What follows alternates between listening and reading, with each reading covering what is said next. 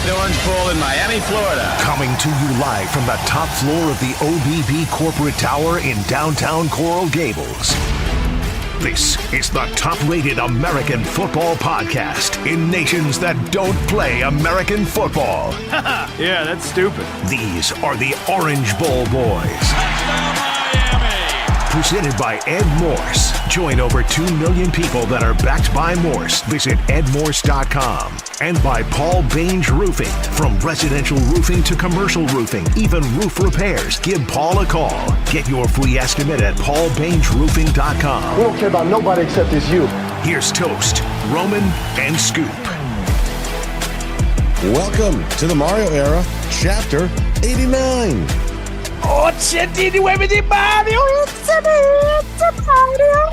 What world is this?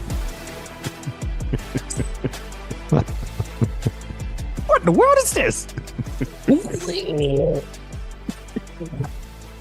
Can't even do it. I can't even do the sound.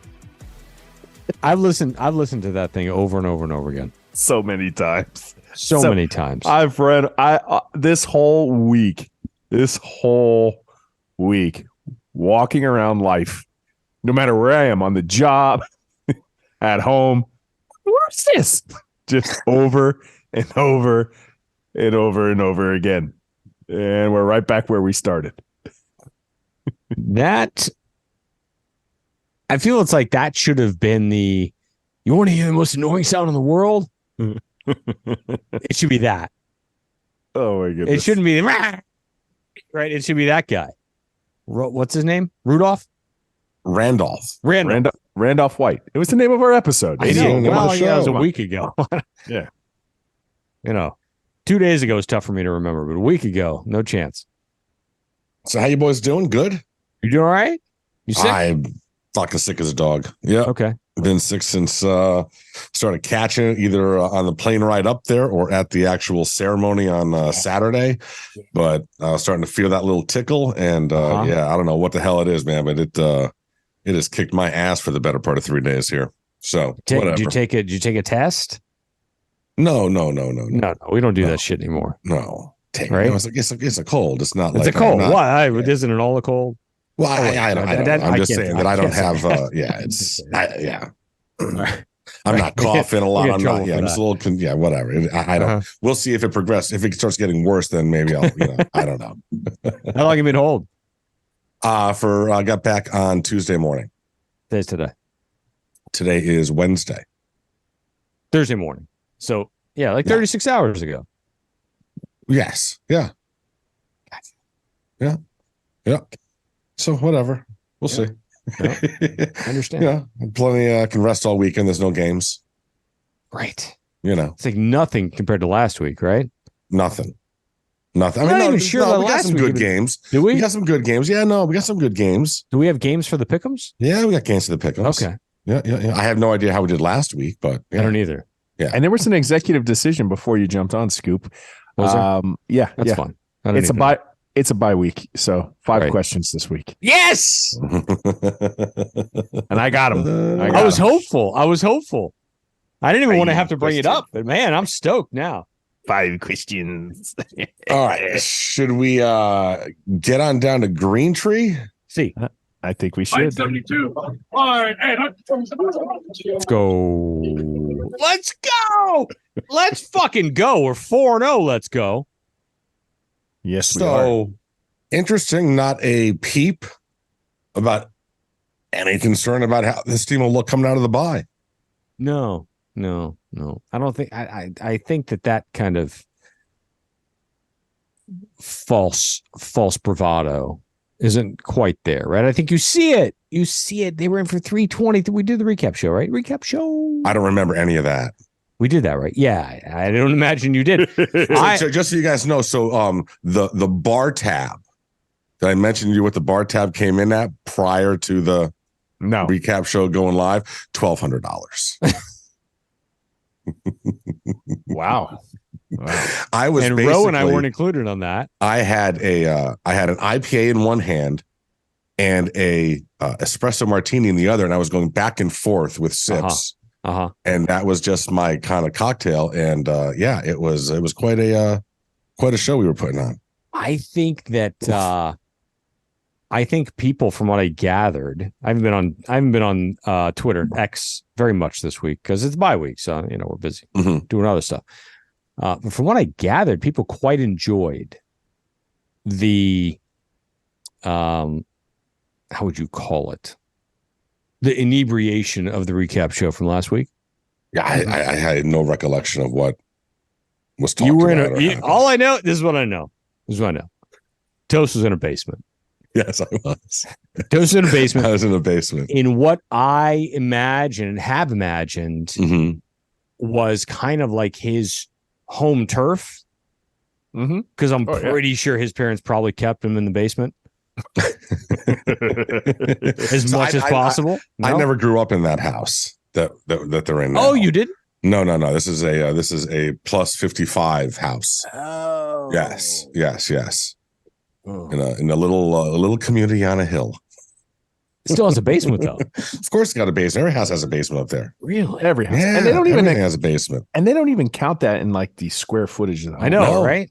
No. If you have a finished basement, yes, that's like premium, right? yes. Yep. I would charge more for that. Oh my God, yes. Okay.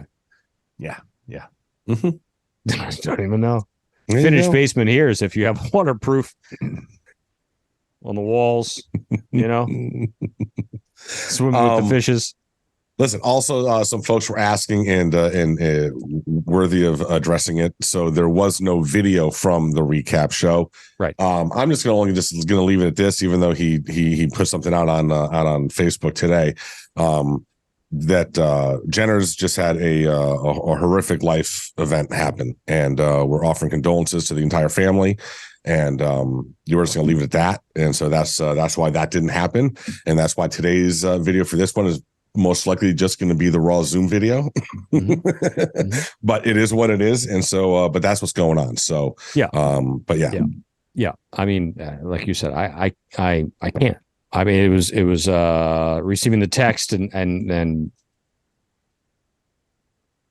we're with you, dude, as much as we can be with you. And fuck. So it is what it is. So here we are. And we're going to. So let me ask you this. Yeah. We're going into this bye. No fear about how the teams looked, going into the bye. Everyone is, there's really hasn't been any moments of cause for concern, really. And I'm going to throw some stats out for you. And because I'm curious how you feel about these. And I'm going to end it with a question. Right now, Miami freshmen this year lead the nation in snaps, 887. CiCi has over 200 at right tackle. Ruben's PFF grade is at 83.9. FSU's verse, a first round pick, is at 76. You have expected snap increases from, as you said, Scoop, from Riley, Wayne, Horton, Ray, Jay Jr. So my question, can you reasonably expect to be able to ride freshmen like this for a whole season and still be able to go 10-2, 11-1, like put up that sort of a season? FINO. Well, I'm gonna throw it to Roe on FINO. Freshman in name only. Toast. I think we're at that situation where we're comfortable in knowing that Mario Cristobal, he turned over the roster.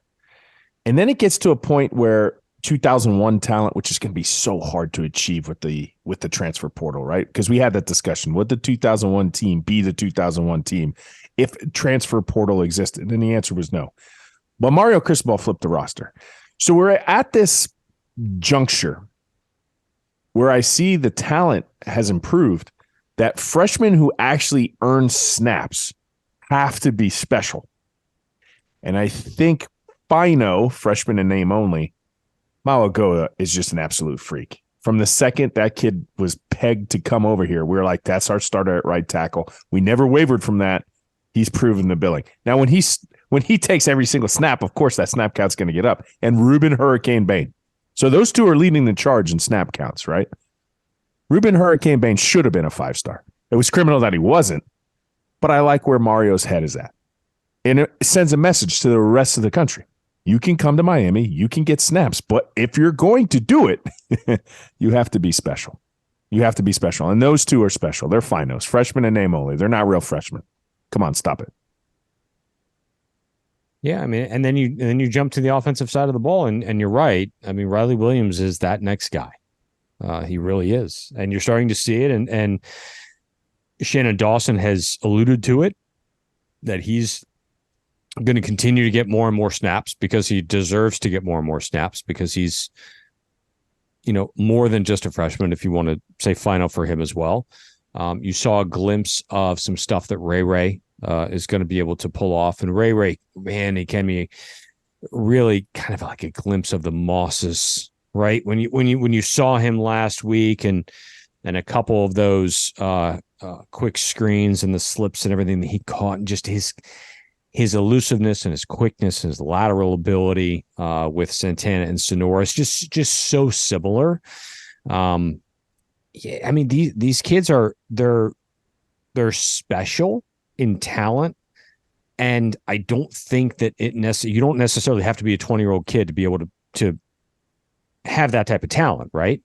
If you have it when you're 17 or 18 as a freshman, or maybe a sophomore, whatever it is, you're going to play. I mean, look at the kid at USC, right? I mean, that's as close to Reggie Bush as I've ever seen, especially in that uniform. And you watch that kid out there and it's like, whoa, I mean, that's legit, right? And I think you're starting to see that type of talent. That's the talent we've been missing. Like, let's be honest. That's the talent that's escaped the University of Miami for the past 15 plus years. I just want to add to it because I really like the imagery. You're like, I haven't seen it since the Mosses. He's a long lost brother. It's Ray Moss. Santana, Sonoris, and Ray Moss. Ray Moss. There you go. I mean, he does that kind of speed, that elusiveness. You nailed it there. All right. So we keep freshmen in name only. We'll find out, I guess, won't we? It's true, right? Yeah, I mean, he came up with it a few weeks back, but it's true. I mean, because honest, if their ability to play at that upper level, who gives a fuck what class they're in? Mario knows it. Mario sees it. And Mario pushes it. So if you can gain those snaps, and if you can gain Mario's trust to be able to send you out there to be productive, I'm in. So I think the biggest non-Canes takeaway, the thing that made me had feeling great about the Canes moving forward, was what happened with Oregon and Colorado. And seeing the video of the amount of shit that the Colorado players were talking pregame on the field, and then hearing Dan Lanning and talking about substance in the culture. And I'm saying, that's awesome, but it's not your culture. That's Mario's culture. It's Mario's culture, Mario's guys right there. And so while he was, while he may share the exact same mentality like Mario, so maybe he'll be able to keep that going and continue it, and that's great. The guys that he was leaning on to be substance over that bullshit talk were Mario's guys. And they went out there and they steamrolled them. Right. Like the old Canes used to do. To sure. They would be, like, you know what I'm saying? And I was like, man, like that's where we're going. You can say whatever you want about Oregon and Lanning and whether you like them or you hate them, but that is we're 2 years behind that. Yeah, I mean, you're as close to, those are Butch's guys as you can get, right? Those are Mario's guys at Oregon. That offensive line, which has allowed, I think one sack the entire year on Bo Nix. I mean, it's not a coincidence, right? Those are Mario's, and those are Mario's guys. So, yeah, you can expect, there's expectations now. You look at Oregon, you expect that to come to fruition in Miami. So now, because you're like, oh yeah. Oh, wait. That's Mario's team. Oh, right. Yeah. So now you're like having this, all of a sudden there's expectation when there shouldn't be, right? You got to let Mario do his thing and it's going to be different. He's got to recruit his guys. But now you're having these expectations like, oh yeah, I just saw that. I just saw his team matured. I saw a mature Mario team. You saw a mature Mario team go to Ohio State 2 years ago, right? And kick the shit out of Ohio State at the Horseshoe. So, yeah, you see that. You see what this, I call it slow. It's a little bit faster than slow, mediocre slow. You start to see that maturity kind of build up into a team and the depth of that team. That's what we're hoping for because it's damn good out there. Like, they're legit as legit can get for a Pac-12 team. They are legit toughness wise. I see two like culture clashes, right? When I watched Oregon and I watch Colorado, both are going to kind of segue to the University of Miami. First on Oregon, isn't it nice to see that the culture of Oregon was never really in question when Dan Lanning got out there? You know how, you always have the culture issues. You got to fix the culture. Mario came here, said we had a culture issue, so he's trying to fix the culture. You didn't really hear that in Oregon. I mean, the guy who went to Vatech had to fix Beamer's culture. Remember that? Exactly. Yeah. Okay. But Oregon had that culture, and the infrastructure is really good. The offensive line, you got to build it from the trenches. So Dan Lanning absolutely kind of benefited from that culture and the structure. And then I felt like, okay, Colorado is the 80s bravado Miami, and we kind of tempered that last week too because Jimmy Johnson said if you don't want us to dance, don't let us get in the end zone. And Deion was like, we're dancing, buddy, but I'm like, you got to score first. And you got to know that you have the team to do that. So it's like Miami's culture back then was staring at Miami's culture now. Regardless, the University of Miami has that DNA imprint from Mario Cristobal. We're great in the trenches, and we're tough, and we're tenacious. And, the PFF grades are out. Listen, 33% of the season's done. We're 4 games in. Remember we said we'd like to comment once we see a sample size. 4 games is a great sample size. Well, the number 1 quarterback in the land, according to PFF college PFF grades, is your Tyler Van Dyke with a 94.2. Your University of Miami, your University of Miami Hurricane offense is 3rd in the country right now in terms of PFF college. I'm shocked that Tyler's that good. I can't believe it. You know what? I'll be honest. I'm shocked by where he's falling on. I mean, the only place he's getting praise is PFF. Mel Kiper released his top 10 quarterbacks for this class. Tyler wasn't even listed. And he said, granted, there's going to be a lot of movement with this list, but the initial list that came out like 12, 14 days ago, Tyler's not even on it. It was after the first couple of games. Yeah. And I guess my thing is we saw what he did his first year, right? ACC offensive rookie of the year, setting records for 6 consecutive games with 300 yards, 3 touchdowns, whatever that stat was.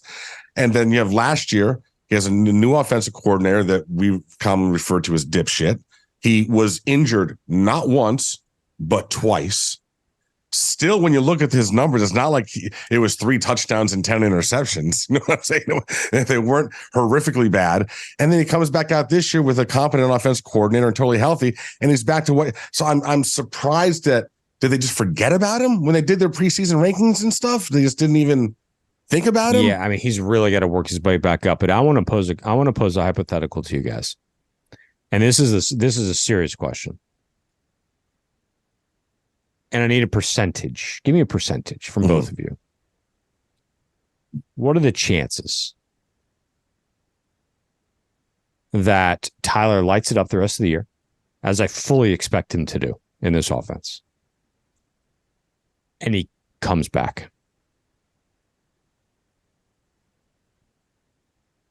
I'm going to answer that question, but I had something formulating in my brain. Tyler, after last year, was like you're in the Tour de France.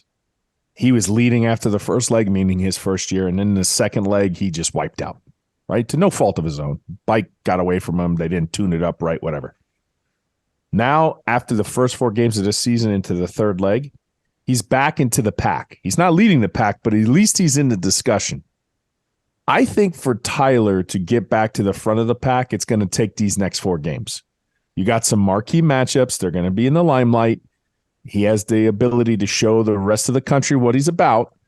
If he could go ahead and do this, now he's back in the front of the pack.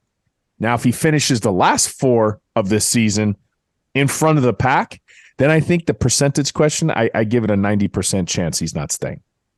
I give it a 90% chance because I agree with you. He just needs he's in the pack. He's not leading it right now. We can agree on that, right? He's just back in the pack. It's better than where he was. I give it a 90% chance, Scoop, that he's probably not going to be back because, you got to think about this. They say we beat Clemson and he balls out. And then Florida State does the unthinkable and he's fire again. He's gonna get noticed. And you know what? All this talking heads and hyperbole and where he is, right? PFF, whatever. There could be some subjectivity to it. But regardless, everybody else is getting PFF grades and he's leading it. He's going to catch the eye of NFL execs. There's no way that he's not. And we'll see. It only takes one guy to like you. Only takes one guy to like you. I mean, this class is so talented, right? With quarterbacks. That's why, last year would have been the perfect year for him had that offensive coordinator not been here, right? There was a much better opportunity for him last year. This quarterback class is really, really deep. So the question then becomes strategic, maybe, right? To where, do you want to be in a 5 to 7 deep class, or do you want to come out the following year? I'm just spitballing here.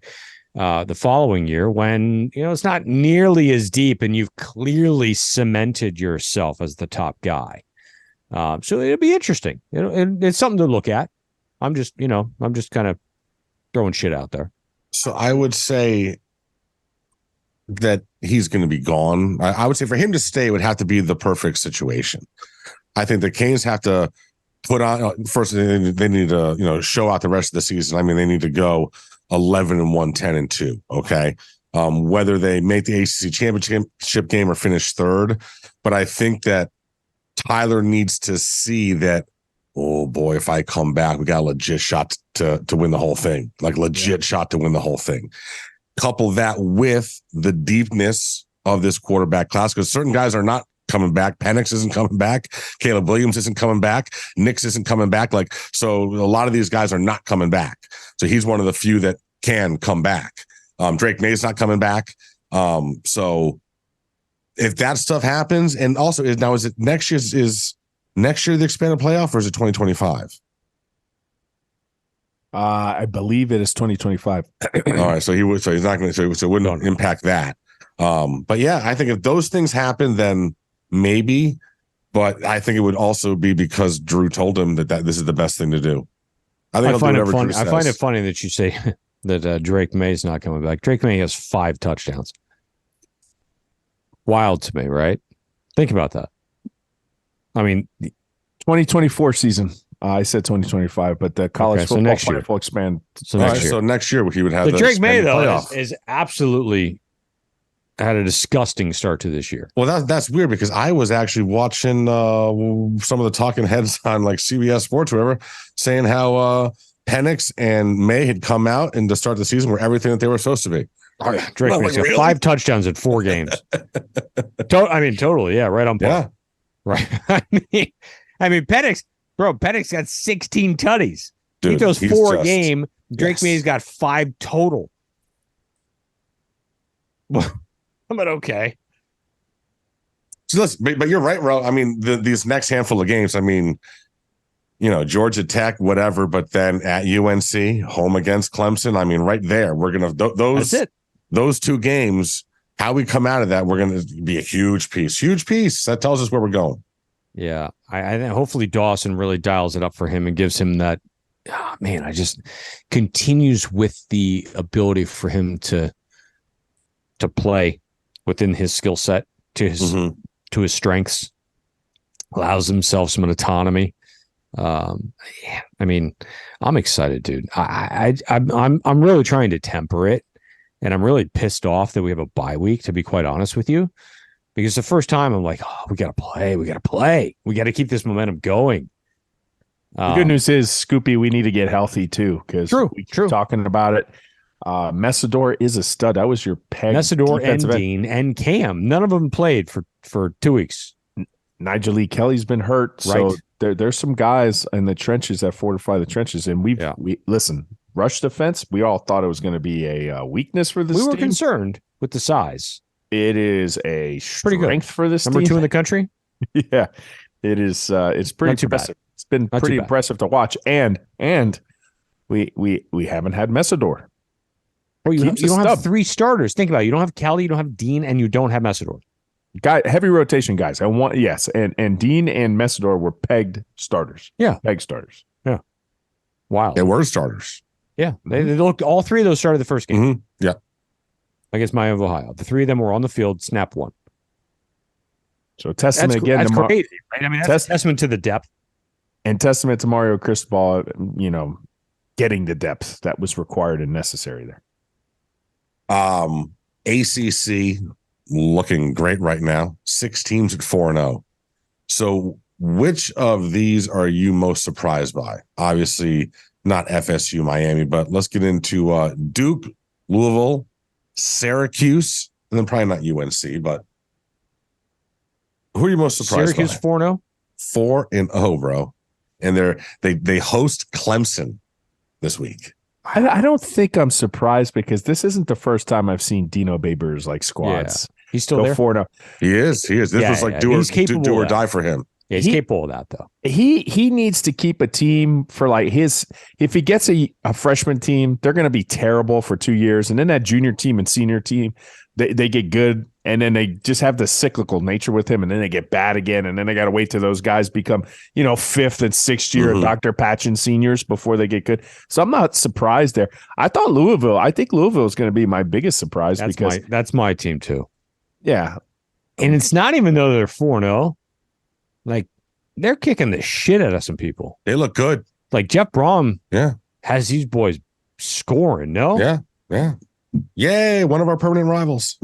It's no joke. Those Every guys, year. every week I look at them and go, oh, man, we got to play them. That Snellenberger trophy is a thing. That's like my scary game. Yeah. Saw Every year. verified for now because I saw a verified account earlier. I'm not going to divulge which one because I just don't remember and I'd have to scroll too much. But, some Clemson authorities are pretty confident they might have found a loophole to this grantor rights deal. I don't know. Don't take too much stock into it, but they're gone sooner than later if you ask them. Okay. So if they go and they found a way out of it, then you could guarantee that the Pied Pipers are going to come calling. And I have a feeling one of those bigger conferences would give a call to Miami. Bro, if they find a way out, then the conferences will unravel in days. Yeah, In that's days. that's a little concerning. I mean, I'd hate to be Stanford and SMU right now. Yeah. And Yeah. Cal. And They're Cal. they're going Yeah. to be the only 3 in this conference. All right, then. So before we get into do you have any other Kane stuff you want to talk about here on the bye week? Well, our left tackle, he's on an award watch list. Yes, he is. So congratulations. That's the academic to that young Heisman, man. right? Yes. Yes. Anybody? Yes. Here's the thing that what do we always say about Zion, right? Which was the first game he played, he gave up 9 sacks or whatever it was. I still can't fathom that. I have a hard time understanding, like comprehension doesn't really work with that, right? 9 sacks or some shit. So you have a guy at left tackle now who, if we polled 100 Canes fans, 25 of them couldn't tell you who started at left tackle. That's my opinion. Maybe wrong, but I'm pretty sure that's pretty accurate. The fact that Jalen Rivers' name is never mentioned. You have no idea who he is. You do, but you don't. He's a great umpire right now. Crazy, man. You're not hearing You don't hear his penalties name on him ever. You're not hearing penalties. He's not the guy. He's not the guy giving up any kind of sacks. He's just out there doing his job. He's doing a great job. Yep. Listen, I had heard that he's as steadfast as you can get. They put him out on the left side. You never hear his name. there were plenty of Kane fans that at the end of last year were taking shots at Coach Mirabal and Chris Ball over the state of the offensive line, and that it seemed to have even regressed when these 2 offensive line guys got here, and how could that even be? Well, now I think you're this is what you were expecting to see. And I don't. You're starting to see it. I mean, you're they starting built to it. see it. I mean, Now come on. they built it partially through the portal with Cohen and Lee. But your right tackle is a true freshman who you recruited, right? Your right guard is a guy who nobody thought was any good. The Mario told you was as good as a guy can be at right guard in Enes Cooper, who had a jersey last year, didn't have his name on it, for Christ's sake. You even know who 73 was last year. Right? He wore a 77, he wore this, he wore that, and it was like, who's that guy? And Mario was like, I know who that guy is. Don't worry about it. So it's partially built on him, partially built on the portal. But yeah, I mean, we said it 2 weeks ago. Whatever we said, it was, you can no longer question. You're not allowed. Whoever he wants at O-line, you as a fan cannot question him. Sorry. You can't do it. We can't do it. You can't do it. I like the way the University of Miami is doing it, and I can never understand certain prerogatives. Like certain teams are like, oh, we're never going to go in the transfer portal. That's Clemson, right? And then you got like people like Florida State. That's all we're going to do. We're not even – we're just going to live in the transfer portal. And I feel like be good at both. It gives you the opportunity to have what Miami did at the offensive line in a microcosm. Scoop, you just alluded to it. Toast, we're talking about the offensive line. You got 2 transfer guys. That's your free agency. So they nailed their free agent acquisitions. They have the ability to go ahead and do that and upgrade the line. But then they have a phenom guy, 5-star. They were able to pull that at right. And you got the smart kid at left tackle. And then you got that little underdeveloped, under the radar 3-star. So you checked every single possible box that if you had at your disposal, use anything to get your offensive line better. All right. Talent acquisition, diamonds in the rough, recruiting, transfer. He did it. And I can't for the life of me, like when some teams favor one versus the other, you're just idiot. You either don't know how, you just don't know how to recruit, right? You can't recruit at that level, or you don't know how to evaluate talent. It's either both. And Miami's not having that issue. That's it. I think that it requires an awful lot of work and an awful lot of effort to be able to combine the two of them. Well, if there's a guy to do it, it's that guy. Mario doesn't sleep. I'll also say that I think that when we talk about the development that we're seeing, and we're hearing things about how folks have seen a transformation in bodies. This weight program now with the stash was implemented by January of 2022. So you're now coming up on over 18 months that you've got guys like Rivers and some other guys and Cooper that have been under this, and I think you're seeing that's paying dividends as well. I think it's what you're seeing in the weight room and the programs that got these guys on and the nutrition. It's everything that Mario was writing on that yellow pad on the airplane flying over here, all that stuff. And I think you're seeing all those seeds are bearing fruit right now. He told you it was a 3 to 5 year plan, right? Mm-hmm. Right. I mean, he's being honest with you because it's not a flash in the pan type stuff. He wants to build a program that is dominant perennially. Like this is something that never kind of goes away. He saw how Saban built this dynasty in Tuscaloosa. He was part of it. And he has come out and said, look, I learned more in my time there than I learned anywhere else in my career. Smartest move, get away from Al Golden. That's right. He was here for 3.5 days and realized this is a terrible fucking decision and went off to Tuscaloosa. So it's always about surrounding yourself with the best in all things, right? Things you're good at and things you're not good at. On topic, off topic. On topic with Mario Cristobal, but an off topic. That guy never sleeps. If you listen to the reports, he's like up by 4 a.m., right? First one in the building. Sure. Has to be up at an insane early hour. And like he's on the phone with recruits sometime in the West, 11 o'clock at night. So the guy's like on 3 or 4 hours of sleep. And he just gets after it. I'm asking a question. Thinking about his relentless motor. Is that a hard guy as a coach to work for?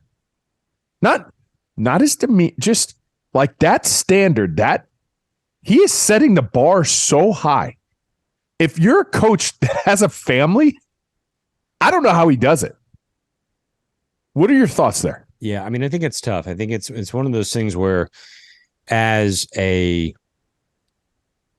wouldn't reference them as subordinates. They all have their positions, right? So as an OC or a DC or any of the position coaches or what have you, there's a certain expectation that comes with your ability to have that job, handle that job, and do well at that job.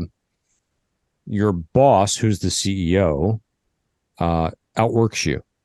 Which is not the case, Scoop, which most CEOs don't. By the time they become CEOs, they work less, right? They earn the right to work less. That's what I'm saying. They earn the right to, yes. So I think it kind of depends. I think that Mario understands. I think Mario understands that he's unique and he's different. And he can't expect that from all of his coaches, right? Because the reality is that there very few people are built like him, right? There are very few people that have the mentality of him to be able to go on 3 or 4 hours and so on and so forth. So you get people who are good enough. That's my opinion, right? Because you can't have a team full of guys that are as intense and as dedicated, not as dedicated, but look, like you said, they have the families, man, and that's the reality. So it's tough to have somebody that works that much, and I think he understands that. I think he does. I think there has to be a chemistry and a give and take. Well, I think that first of all, I think coaches with that mindset tend to gravitate towards each other when they're taking jobs. And that's the first thing. Second thing is, I think that right now, part of that with Mario is he needs to be seen as setting a visual example, because he needs to, this is what I'm doing. I'm willing to do this. So don't complain if you're not doing more than this. You know what I'm saying? Like, I mean, I'm just setting the bar here. You don't have to hit this bar, but I don't want to hear, complaining about it when you're not meeting that bar. Not that you have to, but I'm just, setting an example here. Because everyone is going to listen.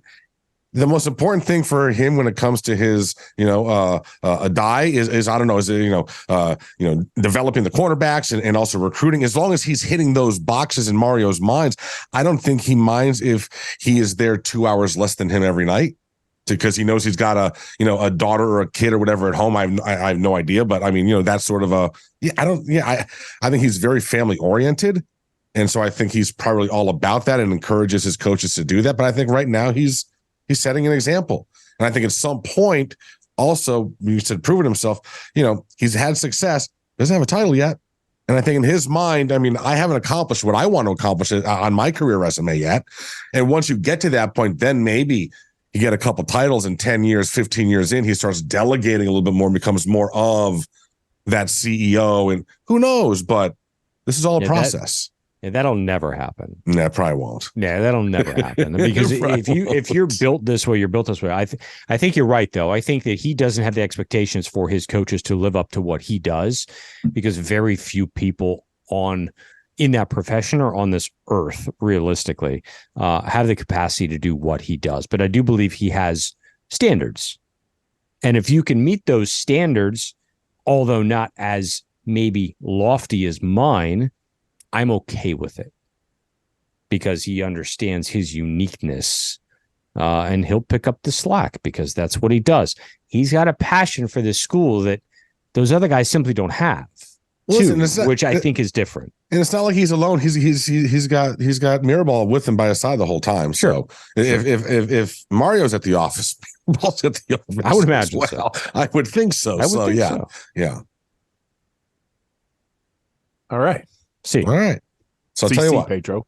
Yeah. Let's talk about our friends. We always start with the ones that are on Scoopy's hat at Morse Automotive Group. Dealerships all across this great, beautiful country. Also now Teddy Morse Harley Davidson dealerships everywhere, sprouting up all over the country as well. I'm telling you, when your kids are getting ready to buy a motorcycle in like 10 years or whatever, he's going to be, Teddy Morse Harley Davidson. He's a Harley Davidson guy. That's what it's going to be, man. He's going to be the guy. Go to edmorse.com. all the links right up top. You can get directed to whatever site you want to, whatever brand you want to go ahead and purchase that vehicle. Go to the dealership. Make sure you let them know the Orange Bowl boys sent you. The price protection promise. Millions and millions of customers can't be wrong. It is edmorse.com. It's perfect. And you know what else is perfect? The Perfect Package 4.0 from Manscaped. It comes with the Lawnmower 4.0. That thing's amazing. You can shave your balls in the dark because it's got its own headlights. You don't have to worry about anything like running out or you snagging something you're not supposed to. It does have a light. Yeah, it does have a light. It does. Yeah. I'm not lying. No, I've it used does. plenty It of does. times. Yeah. You got your crop preserver to go ahead, your anti-chafing ball deodorant, your crop reviver, your magic mat, and you get free gifts right now if you go ahead and do the Perfect Package 4.0. Your free gifts, the shed, a travel bag, and Manscaped boxers. I'm actually wearing them right now. I'm not even kidding. They're on it, but I'm not going to show you. Anyways, use promo code OBB. Get some more percentage off. Manscaped.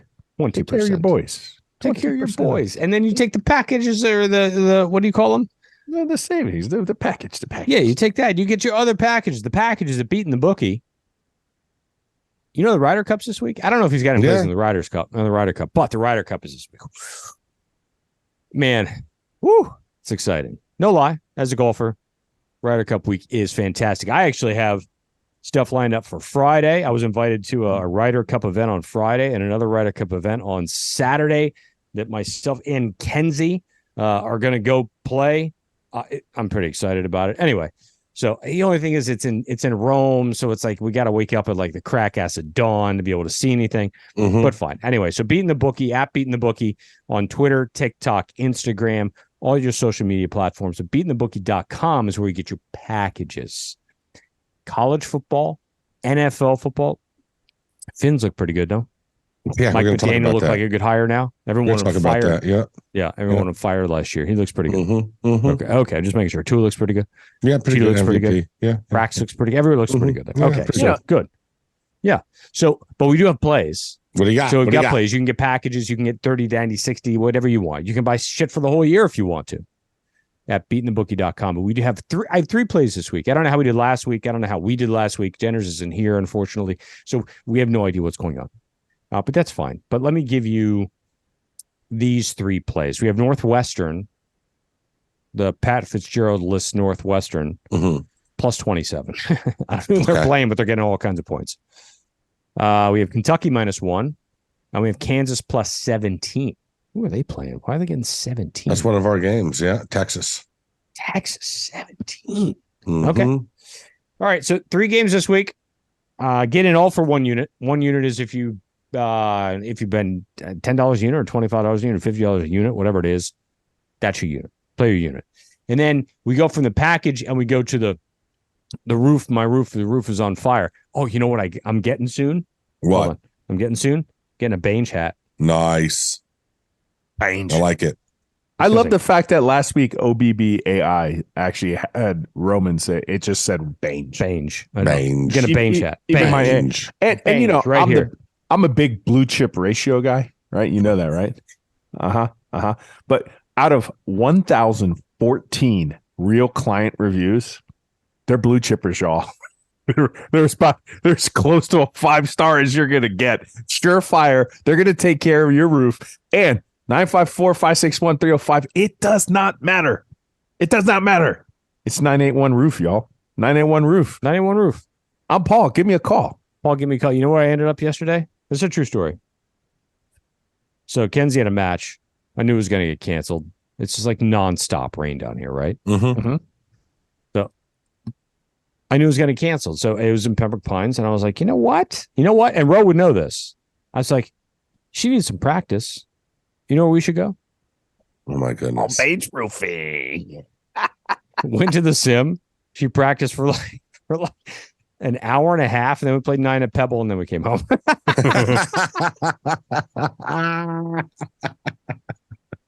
I'm Paul. Give me a call. Oh, my The God. best. They The are best. awesome. Truly. They just finished another repair of mine in one of my listings yesterday.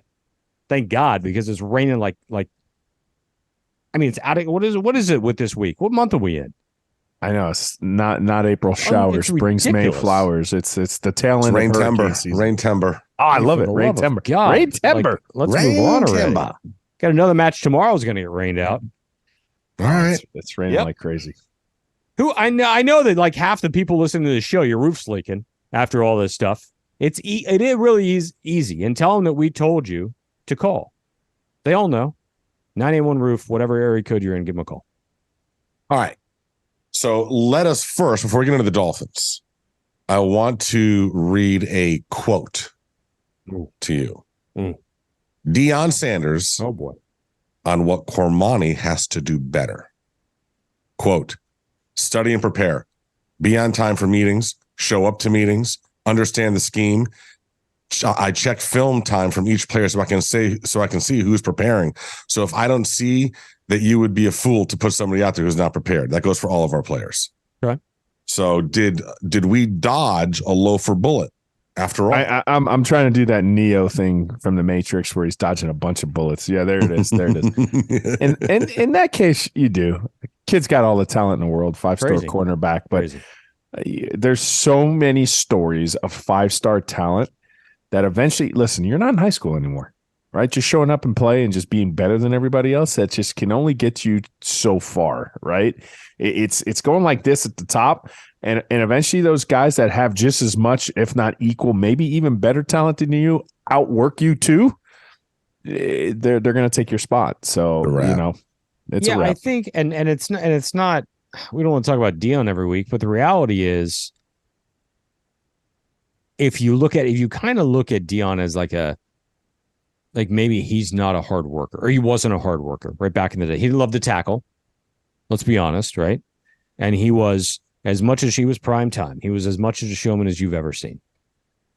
But the reality is, he says at every press conference, I'm old school. I expect you to work. And these kids need to be told the truth. So if you're not working, your ass is fucking sitting. That's it. I mean, it's pretty simple. And as much as we want to give him shit, he is that, like, he needs time. Yes, the bravado is there, but he needs time in his particular world of expecting you to be a man.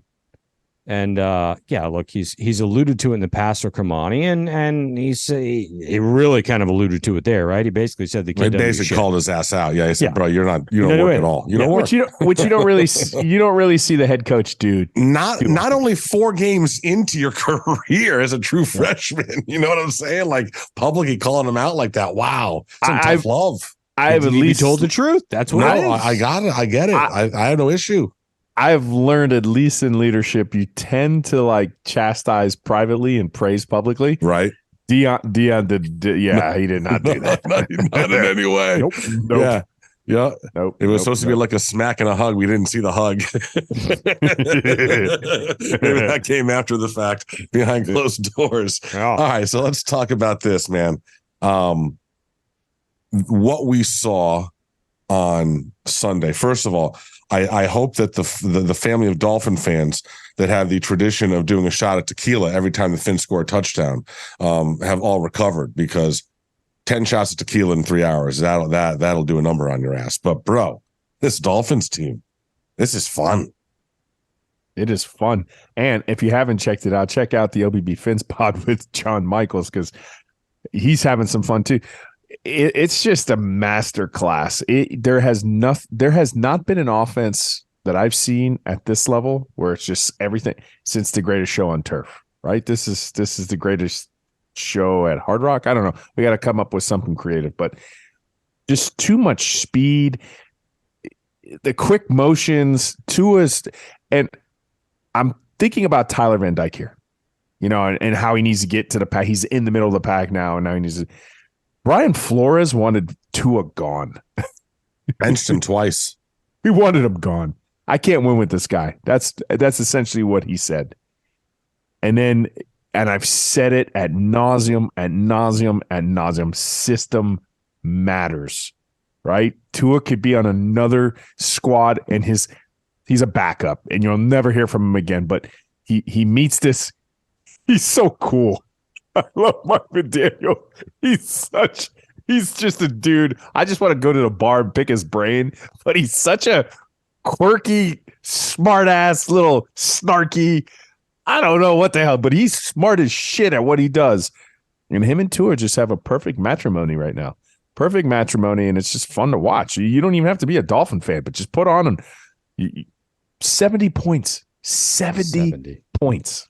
Yeah, I mean, I've never said this publicly. I don't say this publicly. I mean, a lot of you guys know what I do for a living, but I've had one-on-one experience with McDaniel in a separate type of atmosphere, and he is that guy. If I gave you 500 guesses, if I sat you down with him and I give you 500 guesses of what he did for a living, you would never guess that he was the head football coach of an NFL team.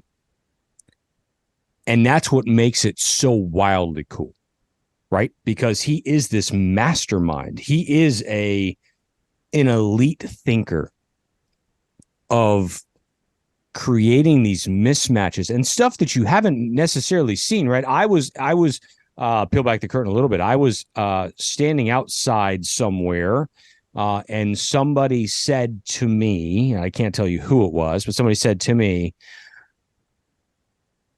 holy shit, we just traded for, I'm not sure it was traded for. I don't remember. Was it a trade or he just signed a free agent? We just got the cheetah. It was literally before the news broke.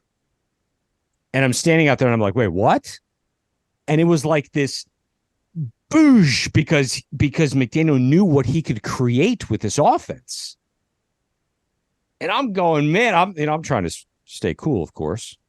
But I'm like, this is so exciting. Right. And you see this like this like, that guy, that dude who likes like writing on the chalkboard, that meme or whatever it is, where like all these things are going across. That's McDaniel's head. Like he can barely hold a conversation, but he can do that.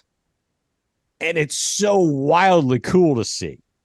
And they're doing things that you simply haven't seen. The misdirection and the occupying of certain people to make other people open, and the motion to the boundaries with those guys. Like nobody motions to the boundaries like that shit. Like who's doing this stuff? It's like CFL meets NFL. He's having guards go in different directions. Like one's pulling one way, one's pulling the other way. It's so ridiculous. And the Mike linebacker's just sitting there, and I don't know what the hell's going on. Don't know where to go. And then you mentioned Cheetah. And then University of Miami having a guy like this. I saw a play, right? And Sean Payton. They had a safety, and by the time that safety was done, he was about 40 to 60 yards downfield. Yeah. And I'm like, you know how hard it is to go up against Mike McDaniel? As a defensive guy, you got your hands full that week when you go up against him. How much harder is it when your dumbass defensive coordinator routinely goes ahead and says, let's try to cover this offense with 8 people? Because 2 of these dudes, 3 of these dudes, the guy over Cheetah is in the fucking end zone. Bro, he out golden it all day. This is the like, look, you're fast, Cheetah, but I would never be 40 yards downfield at the snap of the ball. That you're conceding. You're like, I don't know. But that's not it. So fun, though. That's not it. It's so fun. It's so fun. Like, well, dude, they got speed everywhere. Forget the wide receivers. The running back Waddle's room. not even on the field. I know, with Mostert and the A-Chain, this kid from A&M. Like, are you kidding me? Stop. Bro, they had the fastest offense in the history of offense. Ahmed, I mean, yeah. Right? That's true. They had like when they posted the fastest speeds of the week, they were all Dolphins. All 5 for the season. Yeah, all Dolphins. Dolphins. For the season. The top 5 were all Dolphins. Mm-hmm. Fastest offense this league has ever seen, and it's not even close. Mm-hmm. It's fun. I mean, for all the shit that Dolphins fans have been through over the last 20 years. Run, punt. I mean, it's literally Dolphins Canes for the last 2 decades have just ripped the hearts out of everyone down whoever gave a shit. And all of a sudden, it's fun again. Make South Florida football fun again. And they're doing it similar. They both have really, really good quarterbacks who are in fresh new systems and really good running games and positions that let them succeed. A chain, the Aggie Yeah. Bro, he went for over 200. I know. Both of them did. Yeah. Insane. Mostert had 19 fucking touchdowns. Best part is that McDaniel used to be their ball boy. And then 2 years ago, they didn't even give him an interview for the job. I saw that. And he was still doing his thing in San Francisco. They didn't even interview him. And now, so you give up a first and a second, plus like $12 million a year to Peyton, and your former ball boy just laid 70 on it. Your ball boy just stuck it straight up your ass. Oh my God. Which is hey, listen, I'm pulling to that. Which is another age-old adage I learned a long time ago. You always have to be careful who you say and what you say up the stairs. Yep. Going up, because that's the same dude you're going to pass going down the stairs. Going down the stairs. That's right. Right. And Mike McDaniel just leaped your ass, Sean Payton. Oh, my God. Oh, my goodness. How much did they give Peyton to come back? Something like 12 million a year, something like that. Yeah. A first and a second round draft pick. Oh, my God. After they'd already given up first and second round picks to get Russell Wilson from Seattle the last couple years. Like they just, my God. They haven't what a disaster. I don't think there is anything. Is Lynch still running that organization? You got chosen. Chosen is friggin' beating your best player, Surtain, like easily, routinely, over and over again. Broward boy. They're screwed. Mike White to Chosen, just Broward. They're going to get relegated, right? To NFL Europe. Hey, there's nothing more cringeworthy too, and they put it all the time. I don't know if it comes out on social media with Russell Wilson. Dolphins country, let's ride. Dolphins country, let's ride. It's so cringe. Oh no. What in the world is this? What? All right. Russell Wilson is the most cringe dude in the league, right? He absolutely is. Yes. They say like he's on a plane and starts doing yoga and like working out in planes. Like, you as a Seahawks fan would have to admit, no? Like he's a bit too much. Love Russell. My issue. So I loved Russell. So at about year 4, 5, Russell, and after getting the first Super Bowl, Russell became more concerned with the brand and off-field stuff, it seems like. And he lost his teammates. And he lost his coach and his GM, and they traded his ass. And they were right. They were right. But even Peyton came in saying that Russell Wilson's a kook, right? So Toast, you're telling me he went Charlie Sheen in Major League 2. He went basically, wild. Basically, he went mild thing. Yes. Yeah. Wild thing. Yeah. He replaced the chop shop back haircut. He went with like a nice, he went to a high end salon. Okay. Yeah. And there was a woman behind that one, right? Too. There was a woman behind that. Something like that. Yeah, you guys have anything to say about Kelsey Swift? No, other than the fact the funniest meme that I saw was actually that they showed Jason Kelsey and DeAndre Swift, and they're like, wait, these two are banging? These two are banging. I saw that. No, not those two. Hey, and listen, here, I do want to I think this is funny. Because she's in the booth with Travis Kelsey's mom. Yeah. Right? Mm-hmm. Yeah. He scores a touchdown, and you can read her lips clear as day as she's banging on the glass. She's like, let's fucking go. And at that point, I'm like, wait, that's kind of his mom, but what is it? His mom's like, well, that's Taylor Swift. Watch your language, hussy. Oh, my goodness. Man. Good for him. It's my opinion, it's a publicity stunt, right? I don't think the two of them are I don't know. They don't seem like they would quite go together. But I mean, funny show. We've told you this in the past, right? Taylor Swift. Yeah. Good for her. She's the biggest thing. I mean, she's got. I never thought she was things. I said she was going to be huge. I didn't think she was going to be that. I didn't think she was going to be that big, right? I mean, we were at a showcase. Ro and I were at a showcase in Orlando, Atlantic Records, doing our thing. Got invited to this little bar. I remember where it was. I remember the bar. I remember the stage. I remember everything. And she's like, oh, yeah, we got to go see this little girl, Taylor. And we're like, okay, fine. So we go, and this little girl, Taylor, and she's playing guitar. She's playing acoustic guitar, singing her own songs. And I read this song last night. We're like, yeah. And I looked at him, and I'm like, she's going to be huge. Yeah, she's going to be big, right? I mean, we're like, yeah, this girl's got everything, right? And then I don't know, it was probably 10 years ago, 10 years later, 10 years ago, we said, holy shit, that's the girl from the bar. Yeah. Right. As she's, and now she's Taylor Swift. But yeah, it was interesting. I mean, Kelsey sold like another 600,000 jerseys or something. Right. Or I mean, 600,000 followers. out of that. Pretty cool. He gets a cut. I will tell you this though. Because you've heard Travis Kelce speak. He's done numerous interviews. Travis Kelce though is the one dude that goes to Taylor Swift is like, you're lucky to be with me. Oh, totally. I mean, 1,000%. that's what I'm saying. Like that's not real. I mean, I don't think it's a relationship, but it's he funny. He here's is the not thing. blown away by her fame. I can promise you that. Yeah. No, but here's the thing. All right. So and I'm with Scoop, I think this thing is all just for PR because here's my issue. If this is real, all right, Not real. then we would have heard about this before, right? And if not, then that means it's very, very new. So if it's very, very new and if it's real, you do not leave her alone with your mother for 3 hours. Right. Like, wait, what?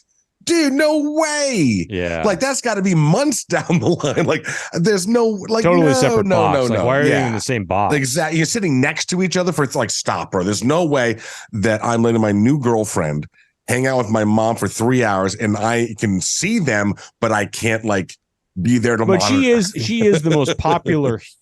Yes. I would say the most popular human on the planet right now It's her and Beyonce. She's got Beyonce now. by a billion. Okay. Like in today's world, Mhm. I can promise you this. I hear every day of my fucking life about Taylor Swift tickets. Mhm. I'm not kidding you. Have you bought Yeah. any yet? No. I tried, but you can't get them. It's a lottery. It's like trying to go to the fucking Masters. Oh, like Pearl Jam back in the day. Oh my God. Like it's, and every day she's on a different, this site has them. I'm like, no, honey, that's actually not a site you want to go on that has them. Like it, it's like everything's a scam. But she's the most popular female on earth. And it's not even close. Not even close. So great PR stunt by the two of them. Like really, really well done. All right. Let's do our picks. Okay. All right. First game. This is tonight. Utah at Oregon State. A Pac-12 that legit right now could have 2 teams in the playoff at the end of the year. They have 4 teams in the top 10. Utah to Oregon State given 3. Camera rising back, you don't know. Or I don't Utah. What's the line? Oregon State -3 at home. Okay, Oregon State. So Utah's given 3. Okay. No, Utah's getting 3. Just getting 3. They're the underdog. Didn't Washington State just kick the Utah shit out of said- the Beavers? That's a weird line. What am I missing? Utah is Dude, the Oregon State is ranked. They're a good team. I understand that They got the the Cougs Clemson just kicked the quarterback. shit out of them, though. I don't know. That's Give a me weird Utah. line, dude. Give me Utah. I mean, how's Oregon State favored? Ute. What's a Ute? So, I mean, Camera Rising definitely isn't playing. They lost to Washington State by 3. Okay. All right. On I'm the going road, Beavers. Washington State is ranked. Yeah, nice Beaver. Nice Beaver. Thank you. I just Yeah, got I'm to taking the stuff. Beavers too. Yeah. I'm taking the Beavers. I'm going Oregon State. Okay. Yeah. All right. Next up, USC at Colorado. USC given 21.5. Fight on. I can't believe actually that is their fight song. Mm-hmm. Yeah. Yeah. Good I got job. USC. Good job. Yeah. All right. Next one. Intriguing one. Hmm. Clemson at Syracuse. Clemson giving 6.5. Clemson. Yeah.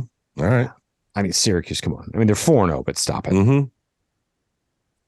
Clemson's been unlucky. Give me Clemson. Even though I did pick Florida State last week. Yeah, I'm going to take Syracuse to keep it close. I think they lose, but I think they keep it within a touchdown. Ah. Not so fast, my friend. All right, next up. This is a crazy spread because Kansas has been playing well, but Kansas at Texas.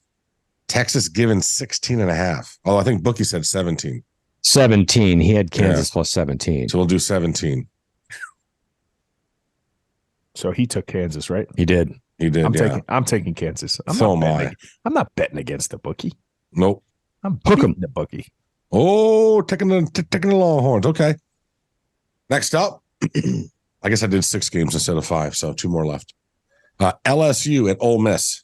They're not very good. LSU given 2.5. Oh, they expect Ole Miss to rebound after losing. Mm-hmm. I didn't get that They one. looked like shit last week. I think Ole Miss rebounds at home. I'm taking the Rebels. Go Rebels. Hotty toddy.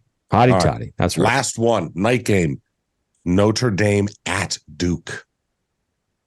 This is going to be a close line, I think. Notre Dame giving 6. Ooh, Notre Dame. Duke. Ooh. Kevin Johns is damn good, dude. I love Kevin Johns. Look, I've I'm wanted going Kevin Duke. Johns 3 times here.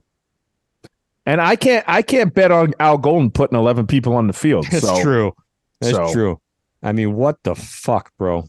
Bro, all I know is that Riley Leonard is just he kills you on 3rd and 8, on 3rd and 10 with his legs, and he's going to do it again to Al Golden's defense, especially with only 10 guys. He didn't do it once. He did it the last 2 plays. Yes. Duke's been bending over Al Golden since the Stone Age. Yeah. True. So, I'm taking Duke. They may not win it, but they're going to keep it within a touchdown. Didn't I? Yeah, you did. Ah. All right. Very good. uh-oh. It's a bye week. All right. He's looking for buttons. I got the first question, then you get the last 4 row. Okay. Because this was going to be a topic, but now since we're doing questions, I can phrase this as a question. Okay. Your 18-year-old baby comes home with her new boyfriend, and he's 45. Go, each of you. I'm in jail. 18? And he's 45? He's 45. Oh, my goodness. He better have a lot of money.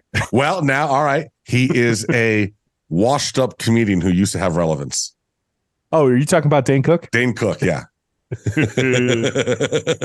They got married 6 years now. She's 24, but they started dating when he was 45 and she was 18. Is that real? Yes. Real.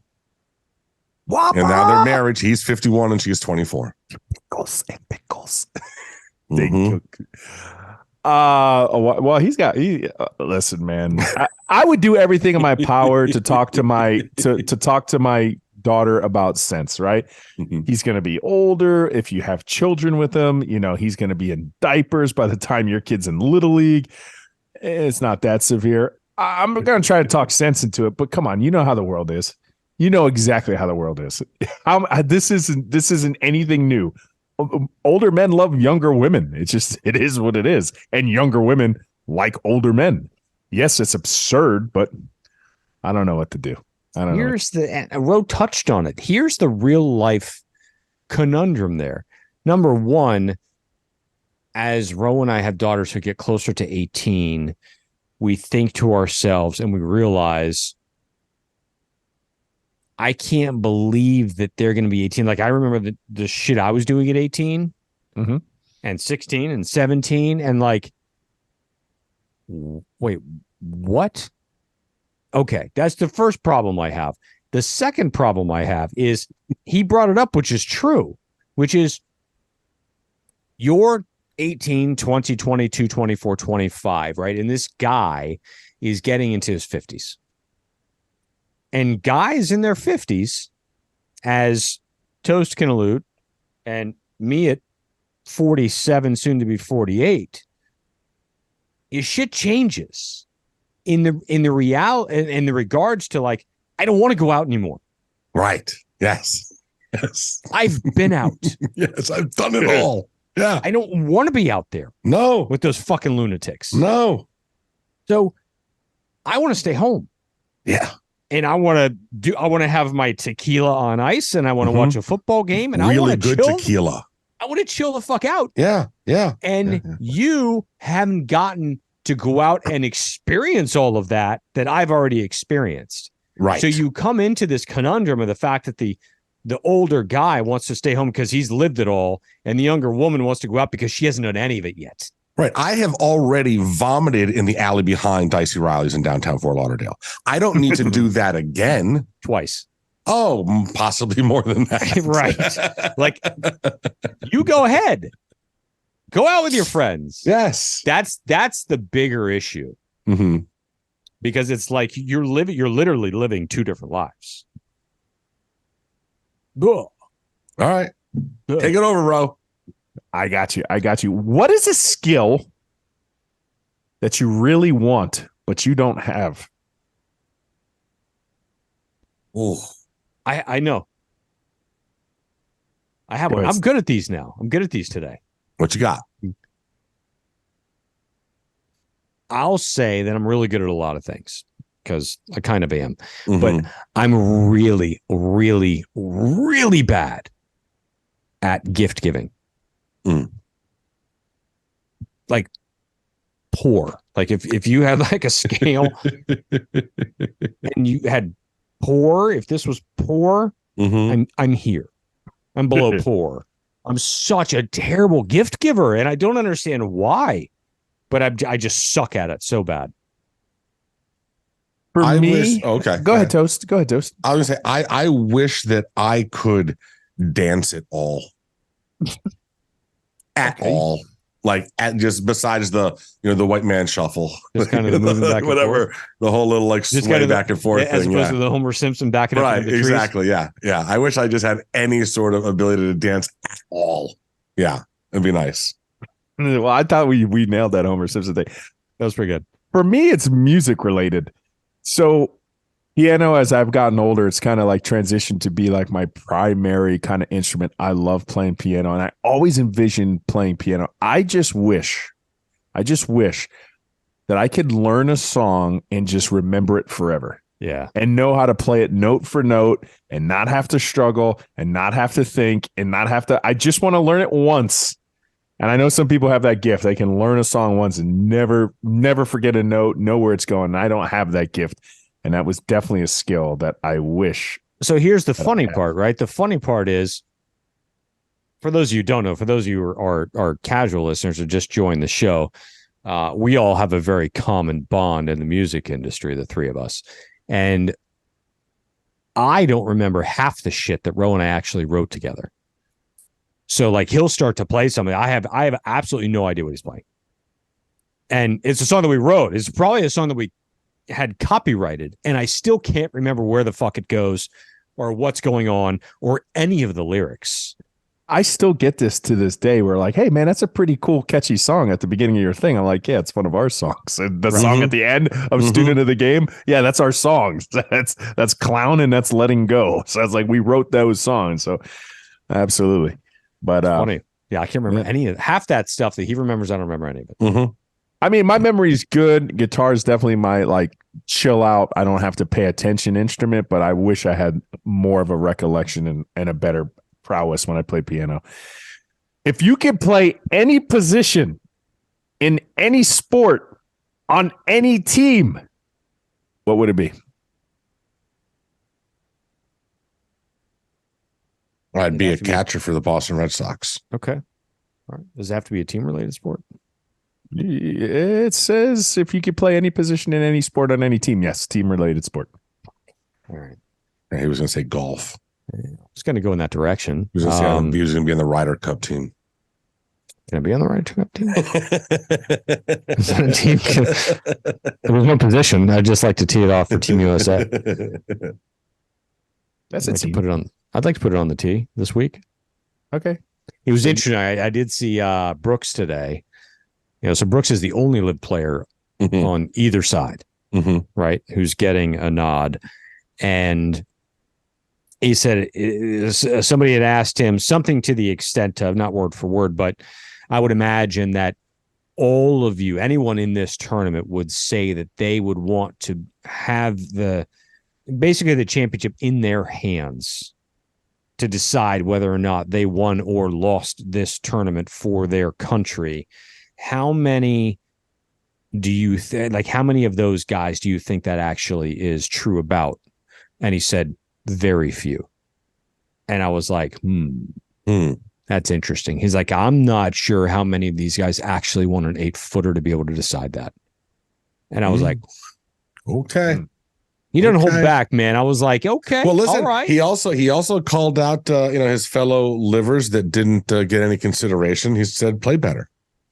Listen. Well, that's because Bryson's talking shit. Well, Bryson is talking shit. I got you. So of course he's gonna fucking stab But also that. DJ's been talking. DJ's been talking as well because DJ finished in 40th. But listen, dude, Brooks plays the same schedule, and I think he showed it. As long as you can get like a top 3 and a top, no, as long as like it's easy, but you get a top 3 and a top 5 like in 2 of the majors, then you'll have enough points to be considered and have a shot at the Ryder Cup. Yeah. Well, didn't he win one? Well, no, he did. Yeah, he won the PGA, and then he finished like in 3rd, and yeah, he almost won the Masters, right? But he only played in 4 tournaments that qualified. Right. I mean, yeah. So it shows, bro. You put in the student majors the past 10 years, and it's like disgusting. I would like to be a quarterback for your Miami Dolphins. Yeah, I know. I'm probably, down for that. I'd probably second would probably be a forward for the New York Rangers, but I wore 13 because of Dan Marino. It was my grandfather's favorite number. I got 2 kids who wear 13 because of Dan Marino because they got it through me. So, yeah, Miami Dolphins. All right, I'm down nice. for that. Mm-hmm. What can somebody say during a date that can guarantee that there's no second date?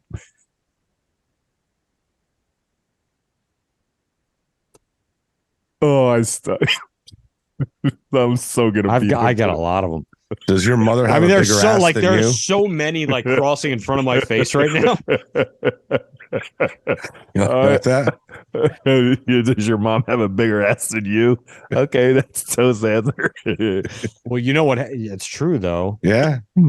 Like they do morph into their mothers. They do morph into their mother. I saw one that didn't do that. And I kind of thought that she would. Okay, I saw one that didn't. Yeah. I was like, wow. All right, so you're ready to a unicorn. Good job. Yeah. I saw one that didn't. Scooby? So many.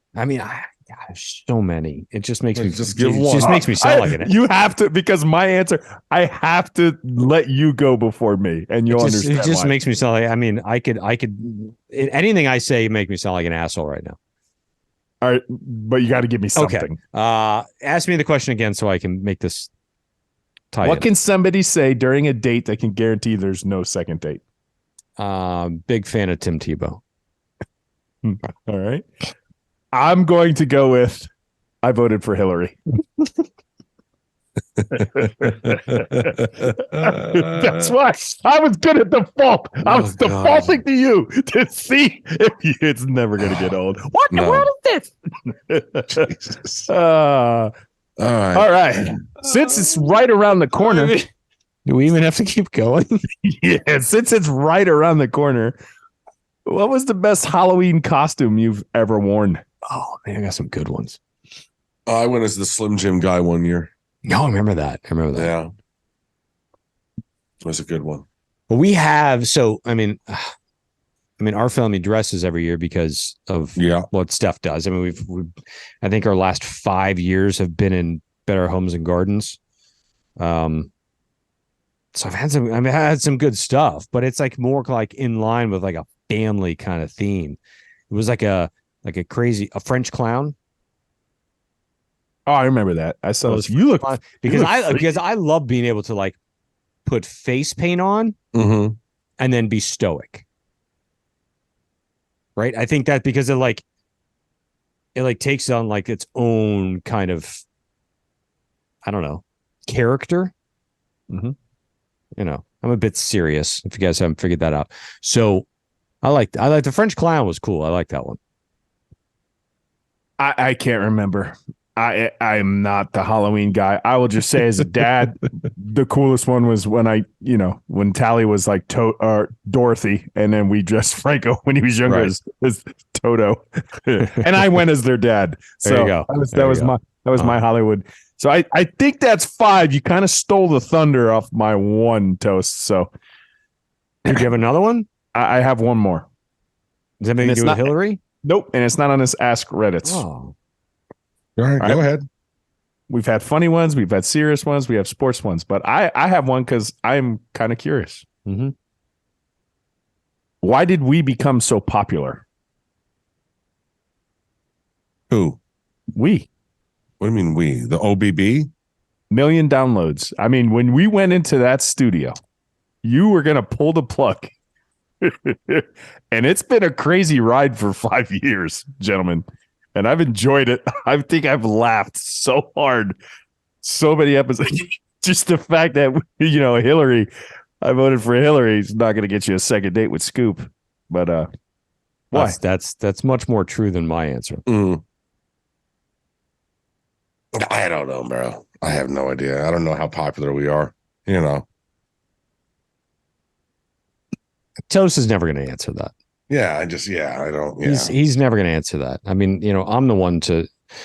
I have no problem embracing that. I mean, it's one of those things that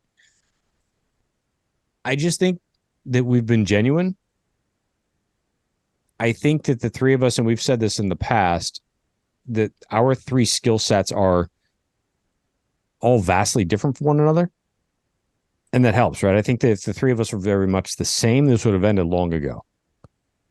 And that's not the case. We all three bring different things to the table, and it enables this to be more of just than a singular thing, more of like a fully encompassed entity. Mm-hmm. But I think that we're all good at giving our opinions. I don't know. I mean, it's kind of weird to me. It's like Toast says, he's going to talk about it. I mean, I got two. You got two. I got two things. The first thing came when we were relatively new at this, and Toast wasn't relatively new at this. And he basically said, you gotta open and let people in. Right? True, he did. He said that. And it was something I always remembered. I took it to heart because there's a lot of three people could do what we're doing. Right? No, but we wanted this to be very separate from our daily lives. And he said, you can't. You can't. If you're going to do this long term, you can't. And numerous times, it's not the conversation about the hurricanes that we get or anything like that. We're hurricane fans, but it's about us, right? When I talk to people, hey, talk about this. And it's been such a wild ride. Number two, and I'm doing it right now, I just think we have fun. Yeah. And I've laughed. You go back last episode, right? My side hurts. What's this? Right. And I have legit had so much fun and laughter with you two. And I think in a world where you turn on TV, you turn on social media, everybody's an asshole. Everybody's a dick. Right? Like you hear that you can have amongst friends just genuine joy, and you can just talk about whatever. Talk about whatever you want to talk about. So that's where I felt. I'm with you there. I mean, I had somebody ask me today, you still have fun? I'm like, bro, it's the funnest part of my week. Like it truly is. Like, I mean, it really is just genuine, stupid male bonding fun. And our ability to be able to talk to one another, finish each other's sentences, as dumb as that sounds. I mean, you go back. Ro and I have slept in the same bed many more times than I want to ever try to recount, which is true, but it's true. Like, as crazy as our world is, we lived in a world that was so vastly different from what our existence is today. And then for Toast to be brought in, or I mean, he brought us in, but for how we knew Toast originally to then how we're all together now, honestly, it blows my fucking mind, to be quite truthful. Like and for those who don't know Toast, people like the curtain a little bit here. If anyone thinks that I don't like people, you've never had a real genuine conversation with Toast. It's true, right? You can laugh as much as you want, but for me to become friends with Toast 20 years ago, it was like trying to climb Mount Everest. And I'm not a guy to go out and be befriend people. Like I'm not like trying to be friends. I have enough friends. I had a conversation tonight with somebody who I had a meeting with. Like I'm trying to get rid of friends. Mm-hmm. Right. I mean, we've gotten to a point now where like there's just not enough time in our days. And so like to become friends with him, and it wasn't like it was like genuine. Like we had all these common interests together, and the motherfucker never answered the phone. I'd have to leave messages. He'd call me back 2 weeks later. True story. Yeah, well, anyone that knows me and has tried to have a relationship with me can attest to that. Well, I think it's interesting because we do this, and you're public when you do this, right? Although you're untouchable, right? So you're not touchable, but you're public, right? And I think that you've always kind of been that way. I mean, for those who don't know, I mean, Toast was a DJ on and a producer at Zeta, and then Big 105.9 and the whole thing, and he had to be out in this and the shark. He had to be this public person. Yes. And he had to go to events. Yes. And he had to do all this thing. And all these people, like weirdly, oddly enough, like wanted to be friends with him because of like this kind of celebrity status. For concert tickets. Right. But Toast doesn't want to be your friend. No, I don't. Like he doesn't. Like he wants nothing to do with you. I don't. Right. So I wish you well in your life, but I have no desire to be your friend. Right. Yes. So I believe, and I've had this conversation with Steph. I believe that he viewed me and Ro in the same light of that, because we were in this position where, like we didn't need him, but he benefited us. Yeah. Yeah. But it really wasn't about that for us. Like it was just like. We were cool. Yeah, no, listen, the relationship that the three of us struck early on was just it was just it's the only one that went sideways like that, you know. Everyone else had just ignored and just they went away, but for some reason we were like herpes. We were like herpes. Well, I don't want to say like, yeah, you wouldn't have a narrative. We don't typically do this. It was my question. It was like a question, and it kind of peeled back the curtain and it got real sentimental here real quick. So I might as well get all the sentimental shit out of the way, because I want to admit one more thing. Oh boy. One day when this is all ends and it's wraps, because all good things must come to an end eventually. We're not suggesting anything. That isn't today. Yeah, that's just life. And I'm an old man, right? I'm gonna look at my kids and I'm like, I wasn't that dude to do like video diaries or blogs. I tried to teach you the best I can. I didn't leave trinkets. I didn't leave that. But if you want to understand and you want to listen to who your dad was all those years, I have hundreds and hundreds, if not thousands of hours with me and two of my buddies. There you go. Yeah. And just go listen. It'll always be up there. Yeah. And you can listen to your dad anytime you want. Mm-hmm. There you go. All right, boys, we got to wrap this bitch up. This is a long ass episode for a bye week. We got to name it though. Ooh. Yeah. I have no idea. I wasn't paying any attention. Neither was I. The one thing that it struck me was Raintember. Raintember. Was that even in the show? You said it. And I never heard that. Was that before the show or after? No, the show? that was during the show. We were talking about during. It's like every day is Raintember. Yeah. Yeah. All right. I'm fine with that because I have nothing. I'm fine with that. I got nothing else. All right. Very good. As always, go Canes. Yo! Bang. That's another episode in the books. What are you waiting for? Somebody to kiss you goodbye? Well, no, I guess not. The Orange Bowl Boys are proudly presented by Ed Morse and by Paul Bange Roofing. Follow us on Facebook, Twitter, Instagram, pretty much everywhere at Orange Bowl Boys. And always, go Canes.